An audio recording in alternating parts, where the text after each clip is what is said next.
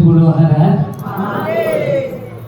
तो मैं हाथ जोड़ के निवेदन करना चाहता हूँ कि आज के बाद क्या नहीं करना। ये कोई पद्धति है ही नहीं, ये चढ़ाने की कोई पद्धति है ही नहीं। कई लोग ऐसे भी ऐसे घुमा के चढ़ते हैं, आरती में भी ऐसे घुमाएंगे तब रखेंगे। इसने शिकायत की आरती में दक्षिणा डाली जाती है इसलिए कि न तो तुमने जोत जलाई, न तुम घी लाए, न तुमने माचिस लाए, किसी ने जलाई, किसी ने आरती उतारी, तुमको वो जो पाप लगा उसकी तुमने दक्षिणा रखी।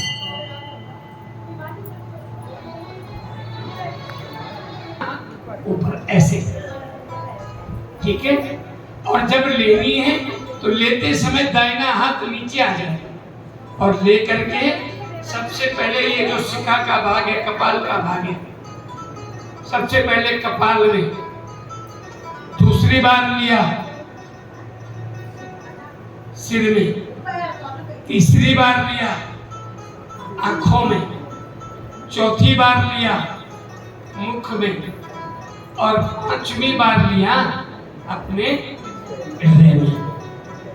रहे मेरे मुख में सदा तेरा नाम, ओ राधा के श्याम, ओ मीरा के श्याम।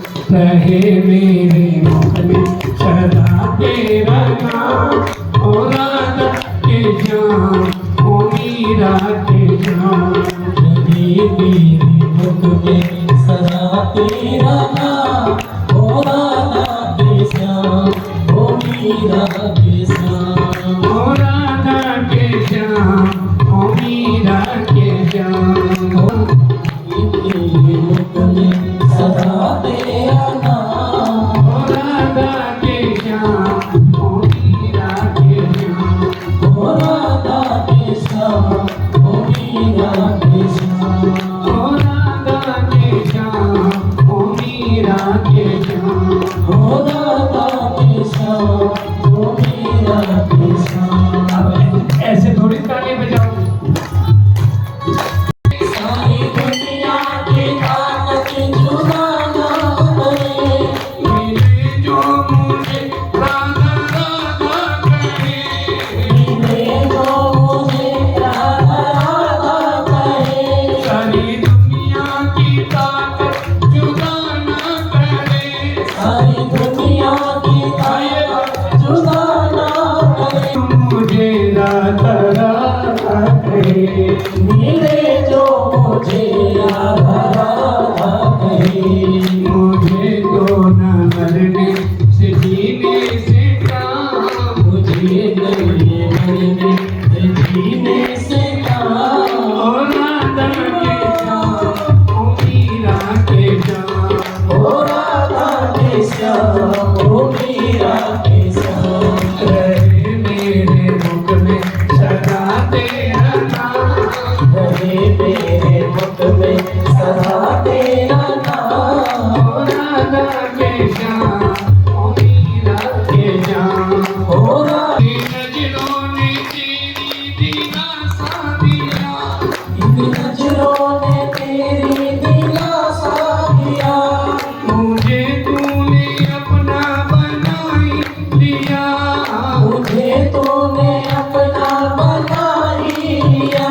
इन नजरों ने तेरी दिलासा दिया, नजरों ने तेरी दिलासा दिया, मुझे तूने अपना बना ही लिया। मुझे तूने अपना बना ही लिया। मुझे तूने अपना बना ही लिया।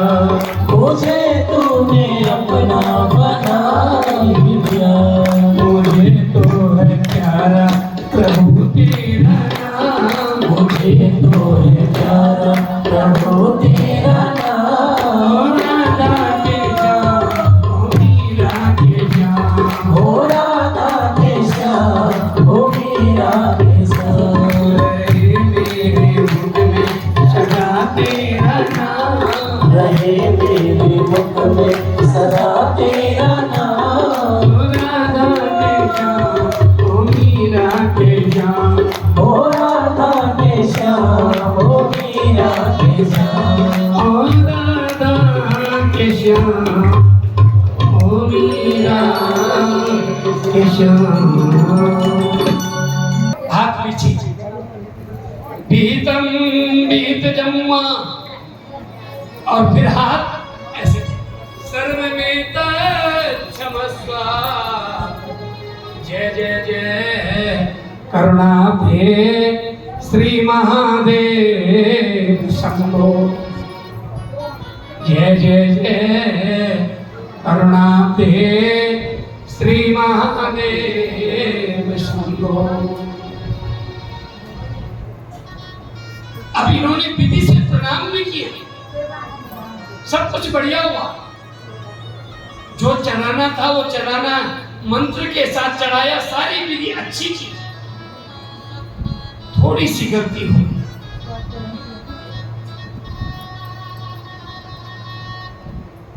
अंत में परिक्रमा भी करती। आधी परिक्रमा शिव जी की होती है, आप सब जानते हैं। आधी परिक्रमा भी करती, लेकिन जैसे ही पूजा से उठे, पूजा से उठते ही भगवान शिवलिंगी से नीचे जो जल गिर रहा था ना, उस जल को हाथ में लिया और शिवाय नमः, शिवाय नमः, शिवाय नमः 3 बार पी लिया। बस यही गलती होगी।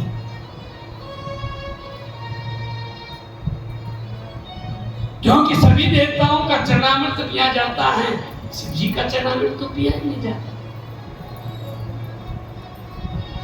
भगवान शिव का जो चरणामृत है वो छिड़का जाता है। क्या किया जाता है? छिड़का जाता, पिया नहीं जाता। उस जल को अपने ऊपर सिंचा ले लो, ये तुम्हारी नहीं भी लोगे तो कोई पाप नहीं लगेगा। फिर भी आदत हो तो अपने ऊपर सींच सकते हो, लेकिन उसको कभी पियो मत।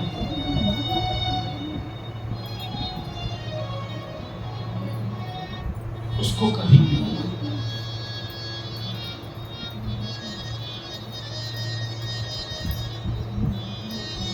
शिवलिंगी पे चढ़ा हुआ फल भी कभी खाओ मत, क्योंकि शिवलिंगी के पास जो फल चढ़ जाता है उस पर तो केवल 2 का अधिकार है। पहला है सन्यासी और दूसरा है नंदी।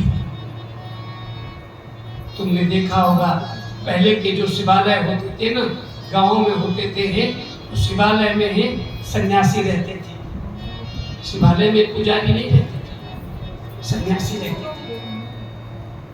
क्योंकि सन्यासी और उसके ऊपर अविनाशी, अविनाशी है शिव, सन्यासी के ऊपर कौन है? कोई भी नहीं।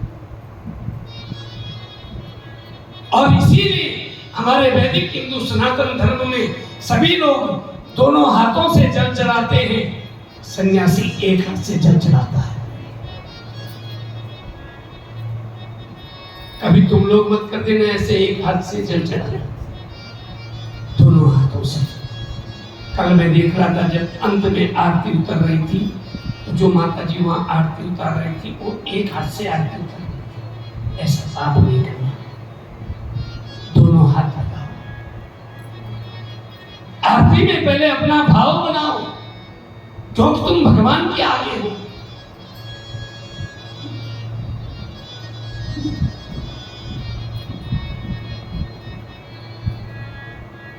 अच्छा एक बात बताओ, जब तुम किसी ऑफिस में जाते हो, किसी बड़े अफसर के ऑफिस में जाते हो, तो जब दरवाजे से अंदर जाने लगते हो तो क्या बोलते हो?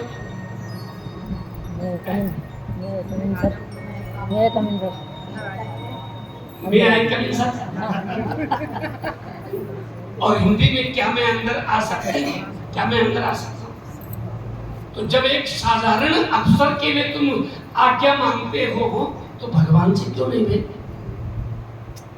बोलो। आए, सीधे मंदिर के अंदर घुसे, पानी का लोटा भरा तब तब तब और पानी चढ़ाया, और उसके बाद ये भगवान रक्षा करते, नौकर है तुम्हारा क्या? अरे दुनिया के मालिक के आगे जा रहे हो, आज्ञा मांगो ना। भगवान से भी आज्ञा मांगनी चाहिए। हाथ जोड़ करके, आंखें बंद करके भगवान से कहो कि प्रभु क्या मैं आपको जल चढ़ा सकता हूँ? क्या मैं आपको जल चढ़ा सकती हूँ? अंदर से आवाज आएगी हाँ तो चढ़ाओ, अंदर से आवाज आएगी ना तो मत चढ़ाओ, क्योंकि जैसे आत्मा वैसा परमात्मा। आत्मा ही तो परमात्मा है।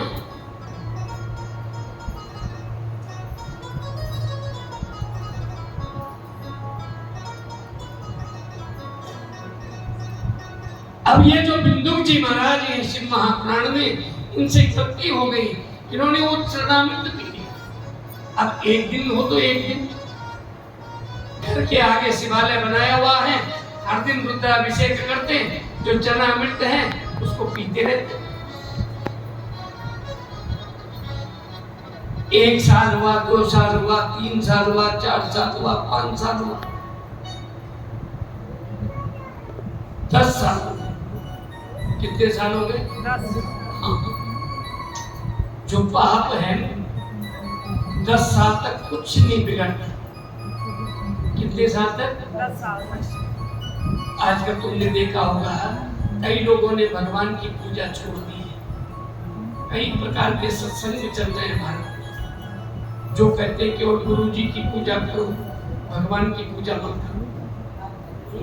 लोगों ने अपने घर की मूर्तियां भी गंगा जी में बहा दी। बड़ी आग लग पड़ी है भारत में। और कई लोग मुझसे आकर के कहते हैं कि गुरु जी उन्होंने तो पूजा छोड़ दी, वो तो खूब फल फूल रहे हैं। भैया 10 साल तक कुछ नहीं बिगड़ेगा, लेकिन जैसे ही 11वां साल लगेगा ना कि प्रत्येक एकादशे वर्षे समूलम ते विनाशति, जैसे ही 11वां साल लगेगा विनाश होने में देर नहीं लगती। 1 लाख पूत 1.25 लाख नाती, तारा बन घर दिया न बाती। 10 साल तक रावण का कुछ नहीं किया, लेकिन जब 11वां वर्ष आया 1 लाख तो पुत्र थे, 1.25 लाख नाती थे, दिया जलाने वाला भी नहीं बचा। तो आप और हम किस खेत की मूली है? जब रावण जैसे शिव भक्त का ये हाल हो सकता है तो आपका रमन क्या होगा बताइए।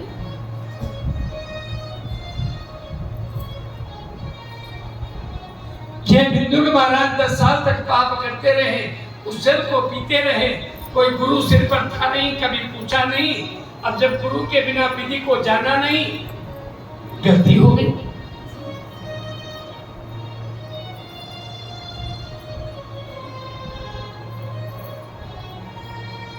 जब 11वां वर्ष आया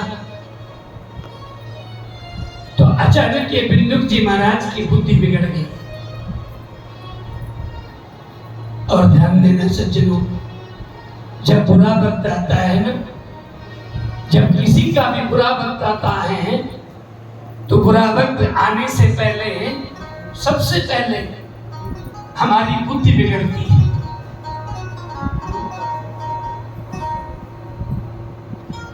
या देवी सर्वभूतेषु बुद्धिरूपेण संस्थिता,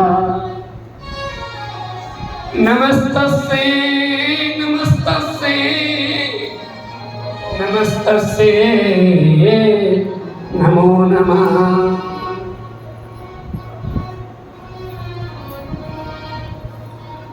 जब कभी भी बुरा वक्त आता है तो सबसे पहले ये बुद्धि बिगड़ती है।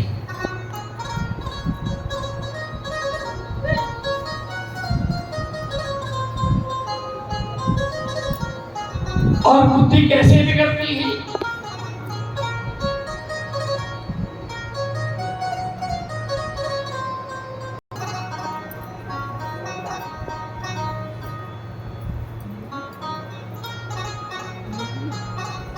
कि हे गोविंद, बुद्धि कैसे बिगड़ती है? तो भगवान ने गीता में कहा कि ध्यायतो विषयान् पुंसा संगस्तेषु उपजायते संगात् संजायते